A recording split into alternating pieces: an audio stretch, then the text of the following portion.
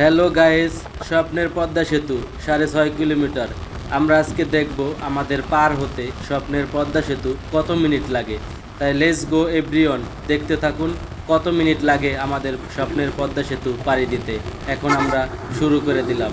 Let's go everyone. গাড়ি এমনভাবে টানছে, চোখে ধুলা ছাড়া আর কিছুই দেখি নেই। গাড়ির গ্লাস খুলে ভিডিও করতে আসি, কিন্তু বাতাসের জন্য চোখে কিছু দেখতে পারতাছি না। বাম সাইডে যে ক্যামেরা ধরবো এরকম কোনো পরিবেশ নাই, এত বাতাস পদ্মা সেতুর উপর দিয়ে। বাতাসের জন্য কোনো দিকে যাওয়া যাচ্ছে না।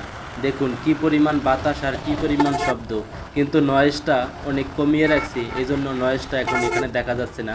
তাই মোবাইলটা ধরে রাখছি, এত বাতাস, বাতাসের জন্য পুরা গাড়ির গ্লাস সুদ্ধা কাঁপছে। দেখছি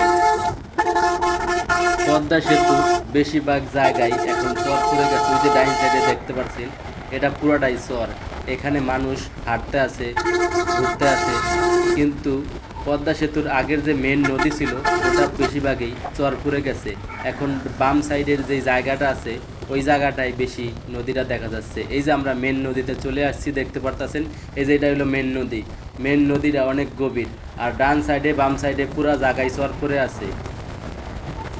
ওই যে সাদা সাদা দেখতে পারতেছেন, এটা কিন্তু নদীর মাঝখানে একটা চরের মতন পড়ে আছে।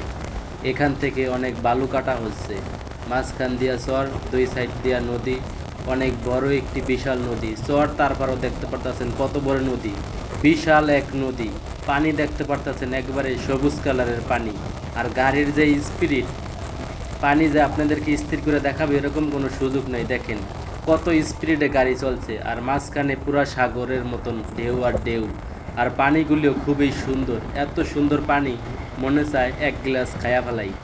এত সুন্দর পানি, আমার মনে হয় না নদীর পানি এরকম হয়। পদ্মা সেতুর পানি খুবই মিষ্টি মনে হয়, তাই এই জন্য এত পরিষ্কার। দেখতে দেখতে দেখতে দেখতে পদ্মা সেতুর মাঝখানে চলে আসছি। এখন প্রায় শেষ মুহূর্ত চলে আসছি পদ্মা সেতুর। এখন দেখতে পারতেছেন পুরা চর, আর নদীটা এত বড় নদী, নদীটার চারপিসের কুল কিনার কিছু দেখা যাচ্ছে না, মনে হয় যে সাগর আর সাগর। আপনারা দেখতে পারতেছেন সামনে যে বিশাল নদী, নদী কিন্তু দেখা যাচ্ছে না, মনে হচ্ছে যে সাগর আর সাগর। ওই যে বাম সাইডে দেখা যাচ্ছে যে সবুজ সবুজ, ওটা কিন্তু চর যাচ্ছে, চরের সাইডে। কিন্তু মেন নদীটা কিন্তু বিশাল বড়, এটা দেখার মতন কোনো সুযোগ নাই। আর এই নদীটা এত বড়, এটা একবারে সাগরের সাথে জয়েন। পদ্মা সেতুতে যারা না আসছেন তারা কখনোই বুঝতে পারবেন না পদ্মা সেতু কত সুন্দর। একটা দেখার মতন একটা পরিবেশ, না দেখলে কখনোই বুঝতে পারবেন না।